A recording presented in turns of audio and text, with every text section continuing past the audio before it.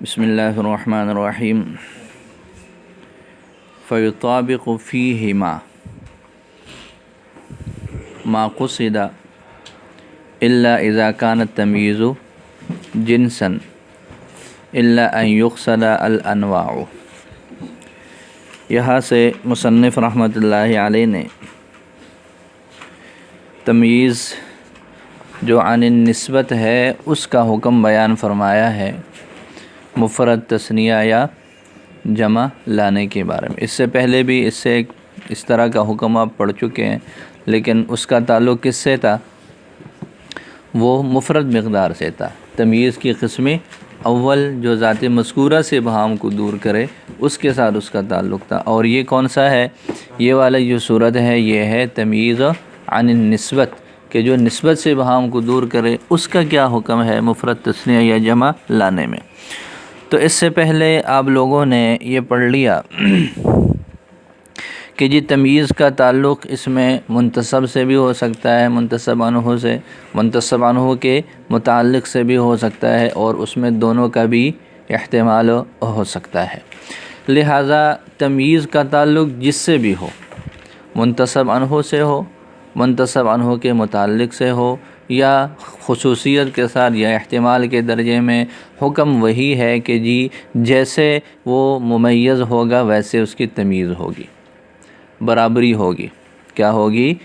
مفرد ہونے میں، تثنیہ ہونے میں، جمع ہونے میں، مذکر ہونے میں اور مؤنث ہونے میں، یہ سارا جو ہے وہ جیسے عام طور پر مطابقت ہوتی ہے، اس کا بھی مفرد، تثنیہ، جمع یہی ہے کہ جی برابری ہوگی مفرد، تثنیہ اور جمع میں۔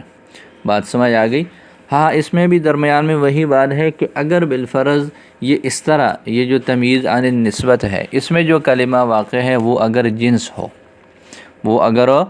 جنس ہو تو آپ لوگوں نے پڑھ لیا کہ جنس کا اطلاق قلیل اور کثیر سب پر ہوتا ہے، تو وہ مفرد کے لیے بھی جنس مفرد ہوگا، تثنیہ کے لیے بھی جنس مفرد ہے، اور جمع کے لیے بھی جو تمییز ہے اس کی صورت کیا ہوگی؟ وہ مفرد کی ہی ہوگی۔ ہاں، البتہ اگر ایسے ہو کہ جنس کے بھی آگے مختلف انواع کی طرف اشارہ ہو، اگر آگے جنس کے بھی کیا ہو؟ مختلف انواع ہو، تو جیسے پہلے پڑھ لیا کہ جہاں پر موقع ہوگا تثنیہ کا تثنیہ لائیں گے، جہاں پر جمع ہوگا وہ وہاں پر جمع لے کر آئیں گے۔ یہ بالکل آسان سی بحث ہے، اس میں کچھ مزید وضاحت کی کوئی ضرورت نہیں ہے، بس ترجمہ دیکھ لیں۔ فَيُطَابِقُ التَّمْيِيزُ فِيهِمَا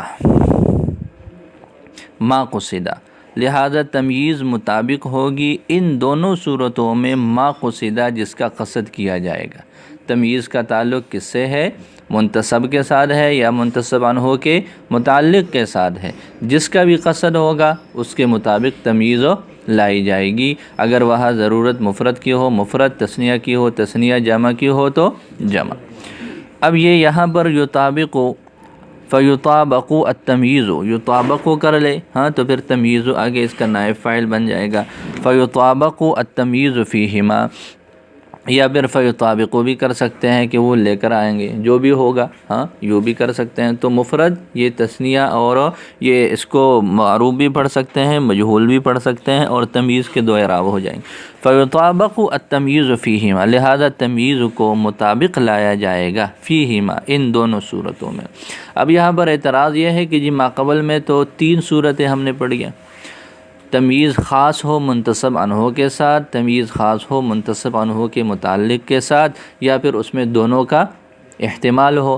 تو یہاں پر ہما ضمیر کا مرجع تو 3 چیزیں ہیں، 3 صورتیں، جبکہ یہاں پر تو صرف ہما ضمیر لوٹائی ہے جو کہ تثنیہ کے لیے ہے۔ اس کا جواب یہ دیا کہ جی یہاں پر مراد یہ ہے کہ وہ تمییز جس کا تعلق ہو وہ منتسب عنہ سے ہو یا پھر اس کے متعلق سے ہو، پھر ان دونوں کے ساتھ تعلق چاہے کسی بھی طرح سے ہو، تخصیص کے ساتھ ہو، احتمال کے درجے میں ہو، دونوں صورتوں کو شامل ہے۔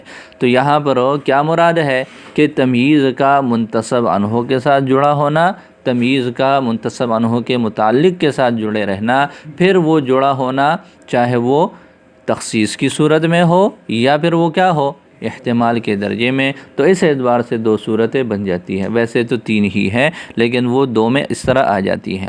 ای فی ما جاز ان یکونا، یعنی اب آگے اس کی صورت ذکر کر رہے ہما ضمیر کا مراد ہے فی ہما، ہما میں جو کیا مراد ہے ای فی ما جاز، یعنی اس صورت میں جہاں پر یہ جائز ہو ان یکون لمن تنصب عنہ، کہ وہ منتصب عنہ کے لیے ہو۔ اب منتصب عنہ کے لیے ہونے کی وہ دو صورتیں آ جائیں گی، سواء کان نصا فیہ او محتملا لہ، برابر ہے کہ وہ اس میں نص ہو یا پھر اس کا اس میں احتمال ہو۔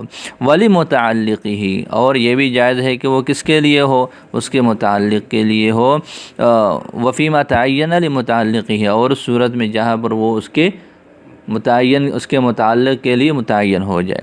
او محتملا لہ ولمتعلقہ، عبارت یوں ہے، او محتملا لہ ولمتعلقہ، یا وہ صورت جہاں وہ محتمل ہو اس منتصب عنہ کا اور اس کے متعلق کا ایک ساتھ۔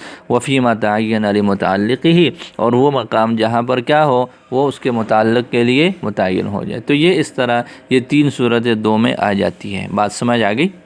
بولے ما قصدہ، جو بھی قصد کیا جائے گا، جو بھی قصد کیا جائے گا، کیا کس چیز میں؟ فرماتے ہیں من وحدت التمییز او تثنیتہ او جمعیتہ، وہ تمییز کے مفرد تثنیہ یا جمع لانے میں۔ اب یہ جس کا تعلق جس سے بھی ہوگا اس کا اعتبار ہوگا، منتصب عنہ کے ساتھ ہوگا اس کا اعتبار ہوگا، اس کے متعلق کے ساتھ ہوگا تو اس کا اعتبار ہوگا۔ آگے مصنف رحمۃ اللہ علیہ نے مثالیں دے کر اس بات کو سمجھایا ہے۔ دیکھیں، سواء کان لموافقت منتصب عنہ، برابر ہے کہ وہ اس چیز کے موافق کے ساتھ ہو جو منتصب عنہ ہے، جیسے طاب زید ابن، طاب الزیدان ابوین، طاب الزیدون آباء۔ اس میں ابن کا تعلق منتصب عنہ کی ذات کے ساتھ ہے، اس میں اب کا تعلق کس کے ساتھ ہے؟ منتصب عنہ کی ذات کے ساتھ۔ منتصب عنہ مراد ہے کہ جی زید اچھا ہے اب ہونے کے اعتبار سے وہ خود، ہاں، اور دو زید اچھے ہیں ابوین کے اعتبار سے، یعنی وہ خود دونوں باپ ہیں، اور زیدون اچھے ہیں کس کے اعتبار سے؟ اب ہونے کے اعتبار سے۔ تو زید جب مفرد ہے منتصب عنہ تو ابن بھی مفرد ہوا، زیدانی تثنیہ ہے تو ابوین بھی تثنیہ ہو جائے گا، زیدونہ جمع ہے تو آباءن یہ بھی جو ہے وہ جمع ہو جائے گا۔ او لمعنن فی نفسی، یا منتصب عنہ میں پائے جانے والے معنی کے اعتبار سے، یہ تو منتصب عنہ کی ذات ہو گئی جو اس مثال میں ہم نے پڑھ لیا۔ آگے منتصب عنہ کی ذات نہیں ہے بلکہ اس کے ساتھ اس کے اندر کوئی معنی پایا جا رہا ہے، یعنی وہ معنوی چیز ہے، اس کے ساتھ اس کا تعلق ہے، اس میں وہ معنی پایا جا رہا ہے۔ جیسے یوں کہہ دینا طاب زید ابن، اب وہ زید اب نہیں ہے بلکہ زید کا جو والد ہے وہ مراد ہے، اس کے اعتبار سے اذا اردت ابن لہ فقط، جب صرف زید کے والد کا ارادہ ہو تو پھر کیا کہیں گے؟ طاب زید ابن، صرف ایک آدمی مراد ہے جو اس کا والد ہے۔ طاب زید ابوین، جب زید کے باپ اور دادا دونوں مراد ہوں تو پھر کیا کہیں گے؟ ہاں، طاب زید ابوین اذا اردت ابن و جدا لہ، جب آپ ارادہ کرے اس کے اب اور اس کے جد کا۔ اور طاب زید آباء، طاب زید کہ زید بڑا اچھا ہے آبا کے اعتبار سے، ہاں، آباء و اجداد کے اعتبار سے، تو فرماتے اذا اردت آباء و اجدادا لہ، جب آپ آبا اور اجداد کا ارادہ کرے۔ فعلی کل من التقدیرین، تو دونوں تقدیروں پر، دونوں تقدیروں پر، چاہے تمییز کا تعلق منتصب عنہ سے ہو یا پھر اس کے متعلق سے ہو، اذا قصدت وحدت التمییز، جب تمییز کی وحدت کا ارادہ کیا جائے گا، اورد مفردن، اس کو مفرد لایا جائے گا، واذا قصدت تثنیۃ، تثنیہ، اور جب تثنیہ کا ارادہ کیا جائے گا، اورد تثنیہ، تو مفرد تو اس کو تمییز کو تثنیہ لایا جائے گا، واذا قصدت جمعیہ، اور جب اس کی جمعیت کا ارادہ کر لیا جائے گا، اورد جمعن، تو اس کو جمع لایا جائے گا۔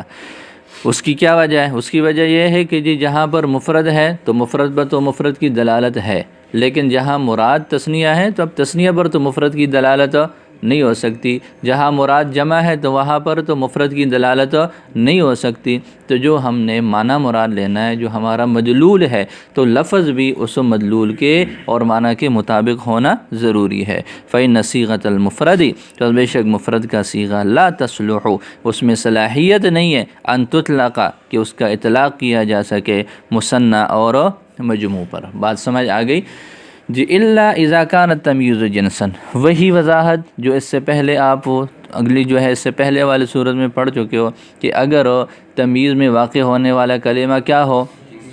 جنس ہے تو پھر جنس کا اطلاق قلیل اور کثیر سب پر ہوتا ہے، تو لہٰذا مفرد ہی لائیں گے، اس کو تثنیہ لانے کی، جمع لانے کی ضرورت نہیں ہے۔ ہاں البتہ اگر اس کے بھی جو ہے وہ انواع مراد ہو، اگر اس کے بھی کیا مراد ہے، انواع مراد ہے، تو پھر وہاں پر لائیں گے۔ تو فرماتے الا اذا کان التمییز جنسا، مگر یہ کہ جب تمییز کیا ہو، جنس واقع ہو، تو جنس کیا ہے، یقع علی القلیل والکثیر، وہ واقع ہوتا ہے قلیل اور کثیر پر۔ فإنه اذا قصرت تثنیته او جمعیت، اس پس بے شک جب ارادہ کر لیا جائے تثنیہ یا جمعیت کا، لا یلزم ان یثنى ذلك الجنس، تو یہ ضروری نہیں ہے کہ اس جنس کو تثنیہ لایا جائے، او یجمع، یا پھر اس کو جمع ذکر کیا جائے، بل یکفی، بلکہ کافی ہے، ان یؤتی بہ مفردا، کہ اس کو مفرد لایا جائے، لصحت اطلاقہ، اس کے اطلاق کے صحیح ہونے کا، علی القلیل والکثیر، قلیل اور کثیر پر۔ تو جب وہ قلیل اور کثیر پر بولا جا سکتا ہے، فلا حاجت الی تثنیتہ وجمعہ، لہذا اس کے تثنیہ جمع لانے کی کوئی ضرورت نہیں۔ اب آگے مثالیں دی ہے، طاب زید علما، طاب الزیدان علما، طاب الزیدون علما، ایک زید اچھا ہے علم کے اعتبار سے، دو زید اچھے ہیں علم کے اعتبار سے، تین زید اچھے ہیں علم کے اعتبار سے۔ اب علم جو ہے وہ اسم الجنس ہے، یہ کیا ہے، ایک جنس ہے، اس کا اطلاق قلیل اور کثیر سب پر ہوتا ہے، لہٰذا یہاں پر اس کو مفرد ہی لائیں گے، تثنیہ جمع لانے کی ضرورت نہیں ہے۔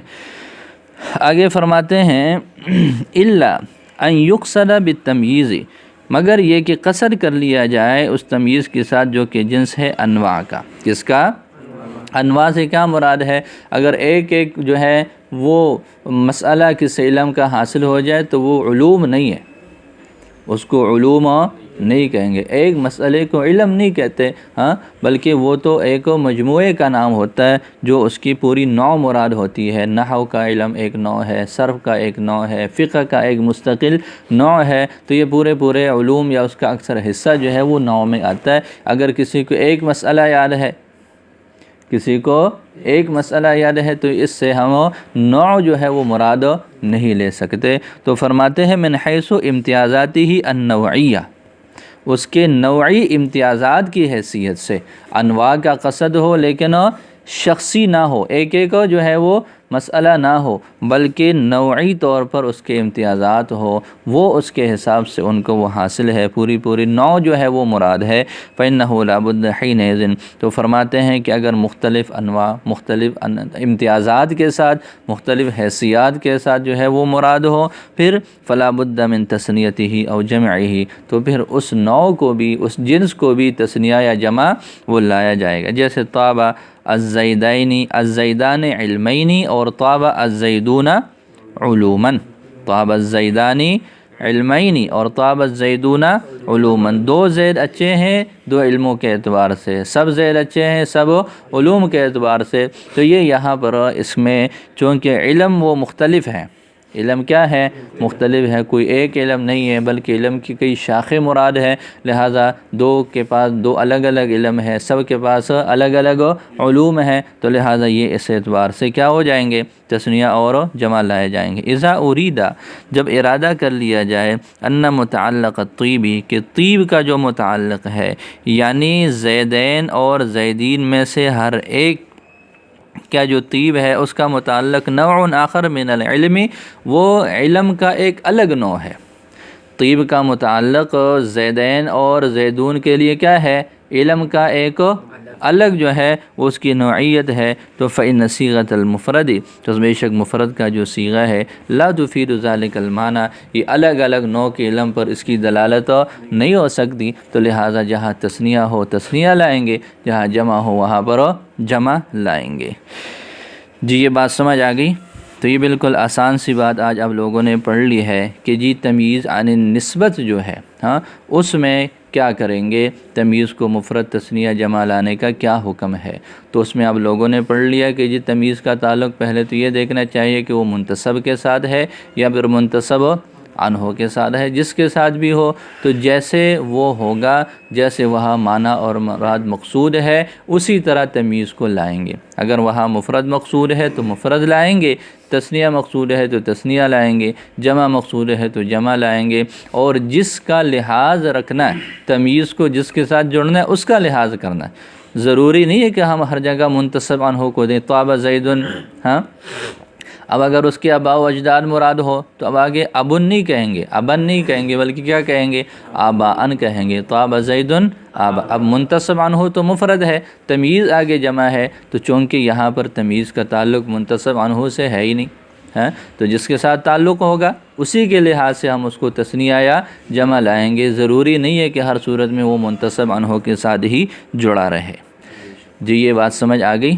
آسان ہے۔ آگے وَإِن كَانَتْ تَمْيِيزُ صِفَةً كَانَتْ لَهُ وَطِبْقَهُ، یہ ماقبل میں آپ لوگوں نے یہ پڑھ لیا کہ جی اگر تمییز میں واقع ہونے والا جو کلمہ ہے وہ اسم ہو، صفت نہ ہو۔ پڑھ لیا تھا نا کہ تین باتیں جب پائی جائیں، ایک کلمہ واقع ہونے والا وہ اسم ہے، اور اس کا منتصب عنہ پر اطلاق بھی ٹھیک ہے لیکن وہ منتصب عنہ کے ساتھ خاص نہیں ہے، اس کا حکم پڑھ لیا تھا کہ جی وہ دونوں کے لیے استعمال ہو سکتا ہے۔ اب اس میں وہ شق نکالی ہے وہ اسم والی، کہ وہ اسم نہیں ہے بلکہ وہ کیا ہے؟ صیغہ صفت ہے، مشتق کا صیغہ ہے، یا پھر اس مشتق میں مؤول ہے، یا تو مشتق ہے یا پھر کیا ہے؟ مشتق میں مؤول ہے، دونوں کی صورتیں ذکر کی ہیں۔ کانت لہو، تو یہ اب منتصب عنہ کے ساتھ ہی ہوگا۔ یہ کیا ہوگا؟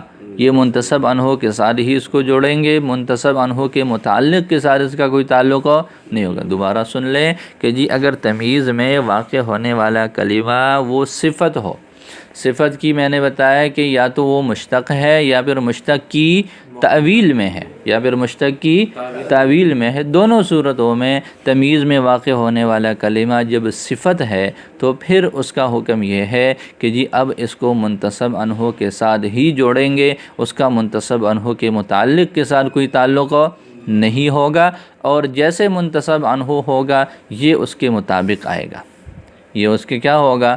مفرد ہونے میں، تثنیہ ہونے میں اور جمع ہونے میں اس کے ساتھ اس کی مطابقت ہوگی۔ یہ معاملات کیوں ہوں گے آگے اسی وضاحت شارح نے ذکر کی ہے۔ وَإِنْ كَانَتْ تَمْيِيزُ صِفَةً، اگر وہ تمییز کیا ہو؟ صفت ہو۔ صفت کی کیا وضاحت ہے؟ فرماتے مشتقتاً، یا تو وہ مشتق ہو، جیسے للہ درہ فارساً میں فارس یہ اسم فاعل کا صیغہ ہے، مشتق ہے، او مؤولۃ بہا، یا پھر وہ مشتق کے ساتھ ہو، مؤول ہو، جیسے کفا زید رجلاً، زید کافی ہے رجل ہونے کے اعتبار سے۔ یہاں رجل سے مراد ذات رجل نہیں ہے، ہاں رجل تو سارے ہی ہیں، پھر وہ صرف رجل کے لیے ہونے کے اعتبار سے کیوں کافی ہے؟ فرماتے یہاں رجل سے مراد کامل پھر رجولیت ہے، رجل سے مراد کامل پھر رجولیت ہے، کہ رجولیت کے اندر رجل ہونے، آدمی ہونے میں اس کا کمال ہے، تو لہٰذا یہاں پر یہ کامل پھر رجولیت کے معنی میں ہو جائے گا۔ تو رجل تو مشتق نہیں ہے لیکن اس کا معنی کون سا ہے؟ کامل پھر رجولیت مراد ہے، رجل ہونے میں کامل جو ہے معنی مراد ہے، اور اس اعتبار سے یہ مشتق ہے۔ تو فرماتے ہیں کہ صفت کیا ہو؟ یا تو مشتق ہو یا پھر مؤول بالمشتق ہو۔ کانت لہو، اب یہ جو صفت ہوگی یہ صفت ہوگی اس منتصب عنہ کے لیے، یہ صفت ہوگی کس کے لیے؟ منتصب عنہ کے لیے۔ کانت الصفت صفتا لہو، یہ صفت اسی کی صفت ہوگی، یعنی کس کی صفت ہوگی؟ لمن تصب عنہ، اس کے لیے جس کی وجہ سے اس کو نسب دیا جا رہا ہے، منتصب عنہ، لا لمتعلقہ، نہ کہ اس کے متعلق کے لیے صفت ہوگی۔ اس کی وجہ کیا ہے؟ جی یہ صیغہ صفت ہے تو صیغہ صفت کو تو موصوف چاہیے، یہ صیغہ صفت ہے تو صیغہ صفت کو کیا چاہیے؟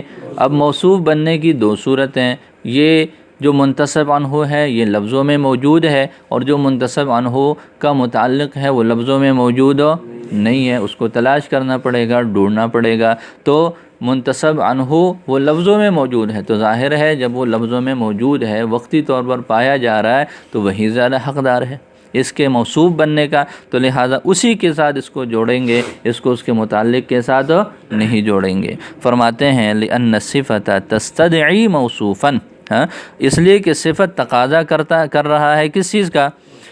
والمذکور اولا بموصوفیتہ، اور جو مذکور ہے اس کے موصوف ہونے کے اعتبار سے اس کی موصوفیت کے لیے زیادہ اولا ہے. کیا ہے؟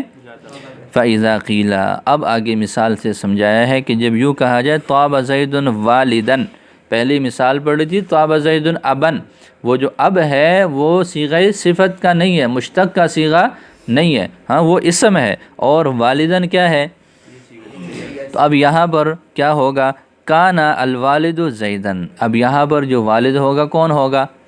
یہی زید ہوگا، منتسب عنہ یہ مراد ہوگا کہ بذات خود زید ایک اچھا والد ہے، یہ مراد ہوگا. یہ نہیں ہوگا کہ زید کا والد بڑا اچھا ہے اس کے اعتبار سے زید اچھا بنا، یہ والا معنی مراد نہیں ہو سکے گا. تو فرماتے ہیں کانت الصفت کان الوالد زیدن، تو یہاں پر اس مثال میں کیا ہوگا؟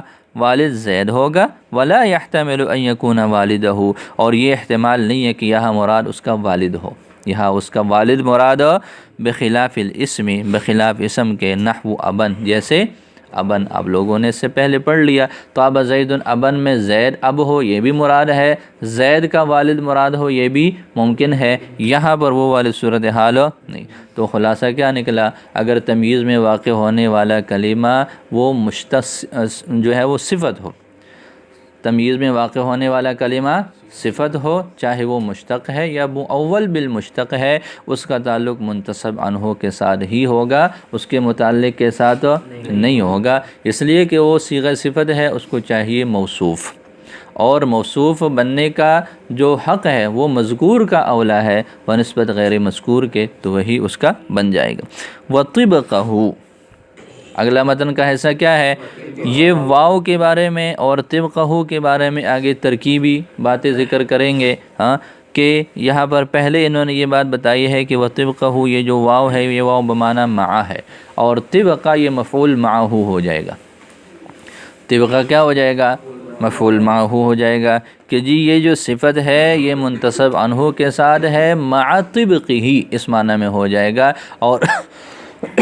اور طبقن یہ مصدر ہے مطابقت کے معنی میں، طبقن مصدر ہے کس کے معنی میں ہے؟ مطابقت کے معنی میں. مع مطابقت ہی ہو جائے گا کہ یہ اس کے ساتھ ہو جائے گا، اس کی مطابقت سمیت، اس کے ساتھ اس کا تعلق ہوگا، منتسب عنہ کے ساتھ جڑے گا اس کی مطابقت کے ساتھ. مطابقت کا مطلب وہی ہے کہ جو منتسب عنہ ہے یہ جو صیغہ صفت ہے اس سے تمییز واقع ہے اس کے مطابق ہوگا، مفرد ہونے میں، تثنیہ ہونے میں، یا پھر جمع ہونے میں. تو فرماتے ہیں الواو بمعنی مع، پہلی بات کہ یہ جو واو ہے یہ کس کے معنی میں؟ وطبق مصدر، اور طبق یہ مصدر ہے بمعنی المطابقتی، مطابقت کے معنی میں. اب پوری عبارت کیا بنے گی؟ ای کانت الصفت صفتا لہ، یہ جو صفت ہے یہ منتسب عنہ کی صفت ہوگی، مع مطابقتها ایاہ، اس صفت کا اس منتسب عنہ کے مطابق ہونے کے ساتھ، اس صیغہ صفت کا اس منتسب عنہ کے ساتھ مطابقت، او مطابقت ہی ایاہا. یہ دو عبارتیں ذکر کی ہیں. یہ جو طبق ہے یہ مصدر ہے اور مضاف ہو رہا ہے ہو ضمیر کی طرف، تو یہ مصدر کی جو اضافت ہوتی ہے عام طور پر فاعل کی طرف ہوتی ہے یا پھر مفعول کی طرف ہوتی ہے. تو یہاں پر کون سی صورت مراد ہے؟ تو یہ دو عبارتیں نکالی ہے، مطابقتہا ایاہ، یا پھر اگلی عبارت کیا ہے؟ مطابقتہ ایاہا. ہا جو ضمیر ہے مؤنث کی، اس سے مراد صفت ہے، یعنی جو صیغہ صفت ہے وہ مراد ہے، اور ایاہو سے کون مراد ہے؟ منتسب عنہ مراد ہے. جو اس کے ساتھ جڑا ہوا ہے وہ اس کا فاعل ہے.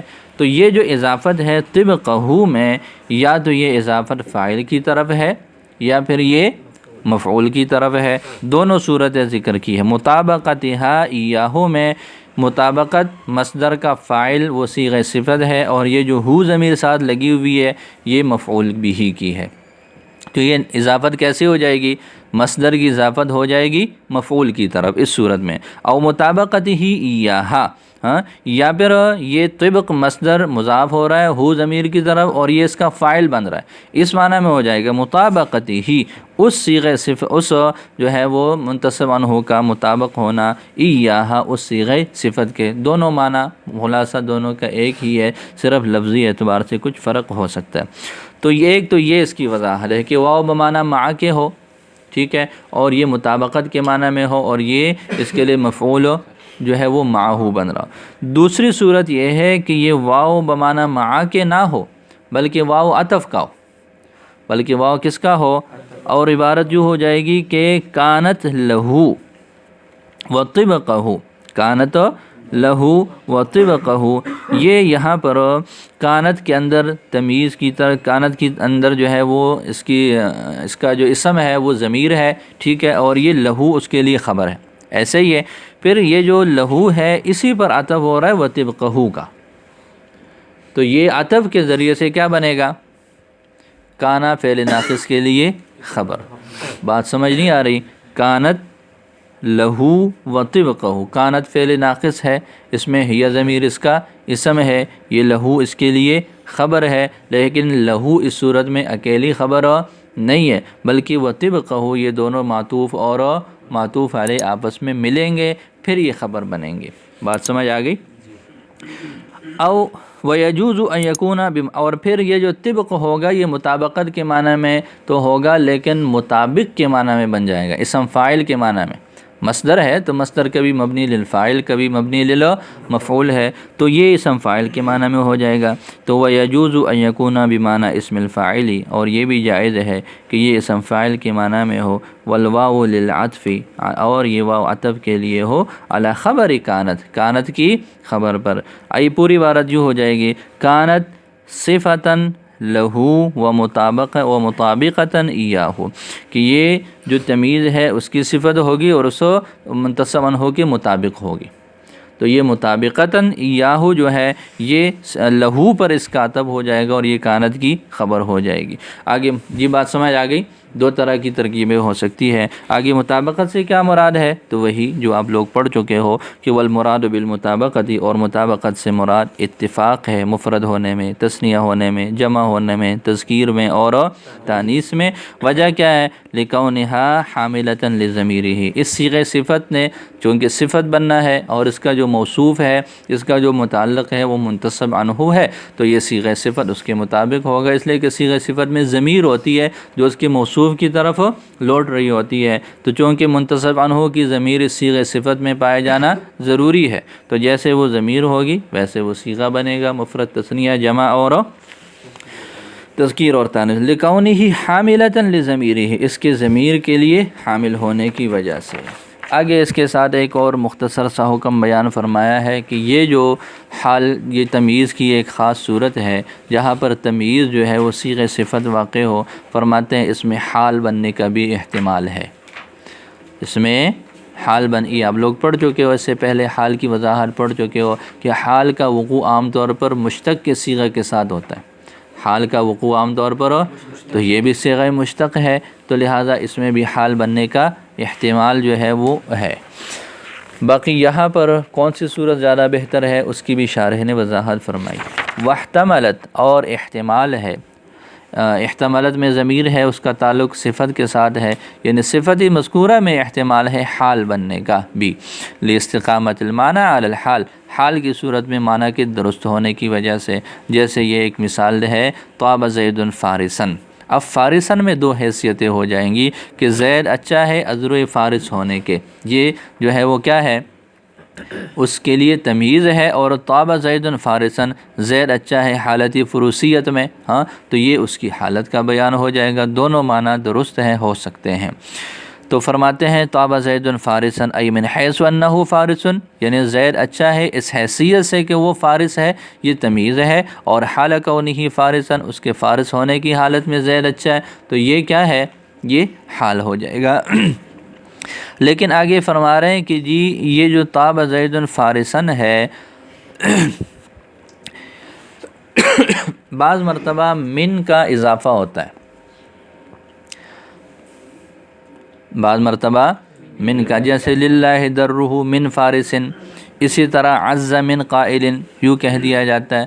تو جس ترکیب میں من آ جائے، جس ترکیب میں من آ جائے، ہاں تو من والی جو حالت ہوتی ہے، بعض وہ من زائد ہوتا ہے، لیکن اگلا جو ہوتا ہے وہ اس نے اسی طرح منصوب کا ہی جو ہے وہ شکل ہوتی ہے، تو للہ درہ من فارس، یہ یہاں پر تمیز ہے۔ تو فرماتے ہیں کہ من والی جو صورت ہوتی ہے، من کے اضافے والی صورت، یہ تمیز میں ہی ہوتی ہے، حال میں من کا اضافہ، لہٰذا اگر کسی ترکیب میں من ہو تو پھر کیا ہوگا؟ پھر وہاں پر تمیز ہی بنائیں گے، وہاں پر حال نہیں بنا۔ ہاں جہاں پر من نہ ہو، کسی اور ترکیب میں بھی وہاں پر اس میں من کا استعمال نہ ہو تو پھر اس میں دونوں احتمال جو ہے وہ ہو سکتے ہیں۔ لیکن زیادت من فیہا، لیکن من کا اس میں اضافہ، اور اس ترکیب میں للہ طاب زید فارسن، اس میں جو ہے وہ من کا استعمال ہوتا ہے، جیسے للہ درہ من فارسن۔ اسی طرح جو ہے وہ ان کا اہل عرب کا قول عز من قائل، ہاں یؤید التمییز، یہ کیا کر رہا ہے؟ تمییز کی تائید کر رہا ہے، لأن من تزاد فی التمییز، اس لیے کہ من کا اضافہ تمییز میں کیا جاتا ہے، لا فی الحال، نہ کہ حال میں۔ اور دوسری بات یہ ہے کہ یہاں پر طاب زید فارسن میں مقصود جو ہے وہ فروسیت کی تعریف ہے، حالی فروسیت کی نہیں ہے۔ طاب زید فارسن میں کیا کہنا چاہتے ہیں کہ جی زید بڑا اچھا ہے فارس ہونے کے اعتبار سے، یہ اس کی ذاتی ایک وصف ہے، پھر جب وہ سوار ہو کر آتا ہے تو وہ اس کی ایک حالت ہوتی ہے۔ آپ لوگ پڑھ چکے ہو کہ حال میں کیا ہوتا ہے؟ ہیئت کا بیان ہوتا ہے کہ جی جب وہ طاب زید فارسن، اس کی اچھائی ہے حالتی فروسیت میں، ہاں تو لہٰذا یہاں پر محض ایک حالت کے ساتھ وہ بات قید ہو جائے گی، لیکن یہ ہے کہ جب ہم اس کو تمیز بنائیں گے تو اس کا تعلق اس کی ذات کے ساتھ ہوگا، محض اس فعل کے کرنے یا اس پر واقع ہونے کے ساتھ وہ مقید نہیں ہوگا، محض مطلق طور پر اس کے لیے یہ ایک بات ثابت ہو جائے گی۔ تو فرماتے ہیں کہ وَأَيْضًا المقصود، اور یہ بھی ایک بات ہے کہ جی مقصود یہاں پر مدحہ بالفروسیت، فروسیت کے ساتھ اس کی تعریف کرنی ہے، لا حال الفروسیت، نہ کہ فروسیت کے حالت کی، اذ قد یمدح، اس لیے کہ کبھی تعریف کی جاتی ہے فروسیت کے حالت کی، بغیرہا من الصفات، صفات کے علاوہ جو ہے اس فروسیت کے علاوہ کے ساتھ صفات سے بھی، یعنی فروسیت کی حالت کو بیان کرنے کے لیے اس کا صرف فارس ہونا یہ جو ہے نہیں ہوتا، اس کے علاوہ بھی ہوتا ہے، لیکن جب ہم اس کی ذاتی فروسیت کو بیان کریں، ہم مدح فروسیت کریں، جو اس کے اندر ذاتی پائے جانے والا ایک کمال ہے جو کسی حال کے ساتھ مقید نہیں ہے، وہ فروسیت کے ساتھ ہی ہوتا ہے، وہ کسی اور لفظ کے ساتھ نہیں ہوتا۔ تو لہٰذا جہاں پر حال کا ہو تو وہاں پر اور بھی باتیں ہو سکتی ہیں، اور بھی انداز ہو سکتے ہیں، یہاں پر اس کو تمییز بنانا زیادہ بہتر ہے، طاب زید فارسن۔